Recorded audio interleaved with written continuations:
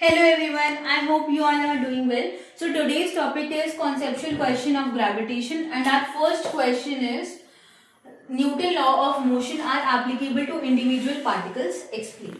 So इसमें क्या होता है कि जो हमारे न्यूटन के लॉज होते हैं ना वो सिर्फ एक सिंगल पार्टिकल्स के ऊपर अप्लाई किए जाते हैं या फिर एक इंडिविजुअल पार्टिकल के ऊपर अप्लाई किए जाते हैं. ऐसा क्यों होता है?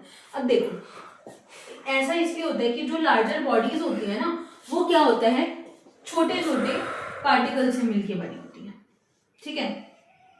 अब ये जो पार्टिकल्स होते हैं ना ये एक दूसरे के ऊपर क्या लगाते हैं? इंटरनल फोर्सेस लगाते हैं. न्यूटन्स लॉ के अकॉर्डिंग क्या लगाते हैं? इंटरनल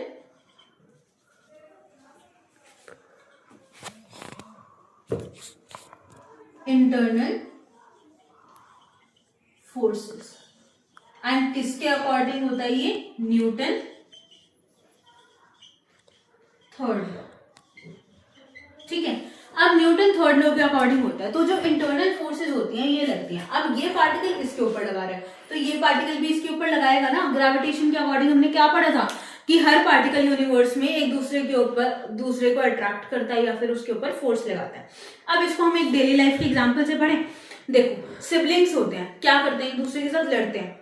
अगर एक ने दूसरे को मारा तो दूसरा भी तो मारेगा ना. क्या होता है हम सिबलिंग्स क्या करते हैं? एक ने मारा दूसरा भी मारेगा. लास्ट से थप्पड़ मेरा होना चाहिए वो कर करके एक दूसरे के ऊपर फोर्स लगाते रहते हैं है ना. अब ये उसी की तरह होते हैं. ये सिबलिंग्स है. ये के ऊपर फोर्स लगा रहा है दूसरा भी लगा रहा है. अब इसने इसको मारा तो ये भी इसको मारेगा. अच्छा अब यूं कहा जाता है कि जो लास्ट इफेक्ट रहता है ना वो सिर्फ मतलब देखें वो एक्सटर्नल फोर्सेस का रहता है. ठीक है. अब एक्सटर्नल फोर्सेस कैसे याद करोगे? पेरेंट्स से. अगर आप सिबलिंग्स लड़ रहे हो तो अगर पेरेंट्स ने थप्पड़ मार दिया कोई सा आएगा आगे कि मैं मारूंगा उसको? नहीं बोलते ना. तो क्या होता है लास्ट जो होता है वो एक्सटर्नल फोर्स किसका रह जाता है? पेरेंट्स ही रह जाते हैं. तो एग्जांपल से अब इसको समझ लिया. अब क्या होता है जो सेंटर ऑफ मास मतलब लार्जर बॉडीज के ऊपर ना न्यूटन का लॉ सिर्फ सेंटर ऑफ मास पे अप्लाई किया जाता है. ठीक है. अब इसको थ्योरी को एक बार पढ़ते हैं दोबारा से लिख के. थ्योरेटिकल पढ़ते हैं इसको. इसकी थ्योरी क्या होगी कि जो लार्जर बॉडी है उसको हम कंसिडर करते हैं कि वो बहुत सारे मास पार्टिकल से मिलके बनी है और जो सारे मास पार्टिकल्स हैं वो इंटरैक्ट करते हैं. ये चीज मैंने अच्छे से एक्सप्लेन किया है लास्ट में.